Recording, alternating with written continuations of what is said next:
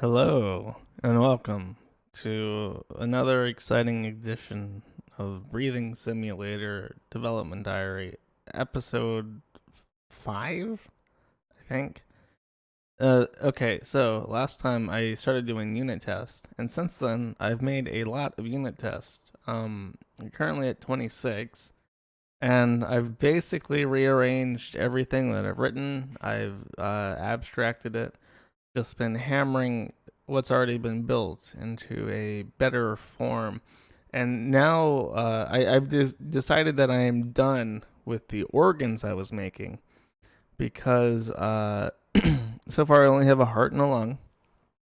The lung only pumps air, but the heart interacts with the lung capacity and its personal blood volume and does some work with that, converting oxygen to carbon dioxide. And recently, since the last development diary, the heart will die if there is not enough air. It will start to develop a ticking counter called hypoxia, I think is how you pronounce it. And it basically just means that if you're not getting enough oxygen, it starts taking damage. And after a certain point, representing about 3 minutes of oxygen, not breathing. When in a real thing, I'm gonna have to add getting knocked out too. If you go without breathing for about 30 to 60 seconds, you'll get knocked out. After 3 minutes, your heart will die from hypoxia.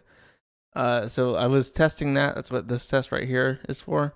But then I've decided that I'm really done and very happy with the way the organs work because of this absurdly named unit test called Heart Death Recovery with Cardiopulmonary Resuscitation Passes, which means that in that it's basically the culmination of everything I've done so far. I generate in this unit test a 2 pairs of lungs, 2 hearts, 2 jars for keeping track of. Actually, 4 if you count the blood jars as well. And I put that all together. It's like a montage of organs mashed together, and I simulate um, a healthy heart and a healthy lung with access to oxygen and atmospheric air, and a dead heart which has recently died, and I simulate CPR with that. And the heart recovers from hypoxia as a result of artificial stimulation, and from the other set of organs. And I verify that the giver doesn't die or take any oxygen damage. He breathes and interacts with the environment well, and the heart will eventually come back to life, the target heart. And I consider that a huge accomplishment, and it basically means all that physics and all the organ interactions are working fine. I don't have anything to show for it though because it's all in unit tests. And I don't want to spend time working on like aesthetics because there's no reason to. There's no, like, it would just be blocks and stuff. So what I do have to show for it though is what I moved on since the organs, and I'm doing something called functions, which are a component of buildings, and I'm starting to work on the map. So what I really want to do is get conveyors, pipes, and wires and stuff start working between instruments that deal with volume, like filters and vents. So what I've just written is a filter uh, and a vent, which right at the moment creates matter as opposed to transferring it from a different jar. And this is what this looks like. It's going to generate, instead of 2 rooms, it's going to generate 1 room where one half is filled with the random water and the other half is not. Pause it, press play, and you'll see the room layout.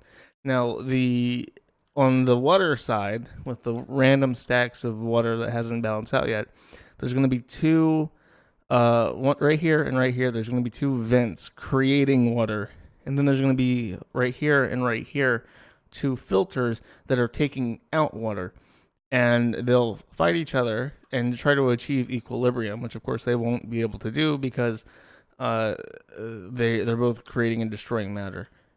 But they don't touch the air in the room, so breathing works just fine. And if I unpause it, it'll very quickly balance out, and you'll start to see the elevation as the volume of liquid is exchanged.